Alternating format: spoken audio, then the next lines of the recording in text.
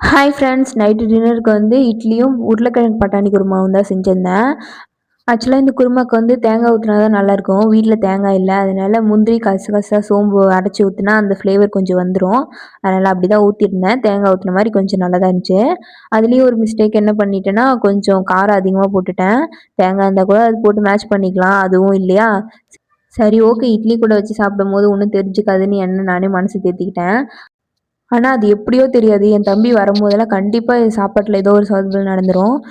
நேத்து டிஃபன் செய்யும்போதும் வடை போடலான்னு சொல்லிட்டு போனா, அது வடை இல்ல போண்டா கூட வராம கருகிலாம் போயிடுச்சு. அந்த மாரி ஏதோ ஒண்ணு நடந்து நானே அவனுக்கு கலாய்க்கிறதுக்கு பாயிண்ட் எடுத்து குடுத்துருவேன். அதே மாரி இப்பவும் காரம் அதிகமா போயிடுச்சுன்னு தான் நெனச்சேன். ஆனா இட்லி கூட வச்சு சாப்பிடும்போது ஒண்ணும் தெரிஞ்சுக்கல. நல்லா இருந்துச்சுன்னு தான் சொன்னான்.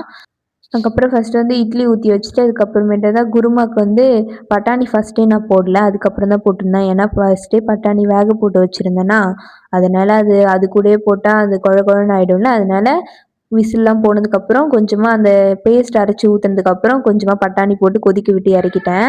டேஸ்ட் உண்மையாவே நல்லா இருந்துச்சு. அப்படியே இட்லியும் சைடுல வெந்து வந்துருந்துச்சு. அதையும் எடுத்துட்டு டின்னர் சூப்பரா சாப்பிட்டு முடிச்சுட்டோம்.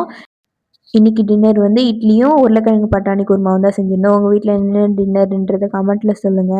ஓகே ஃப்ரெண்ட்ஸ், பாய். அடுத்த வீடியோல பார்க்கலாம்.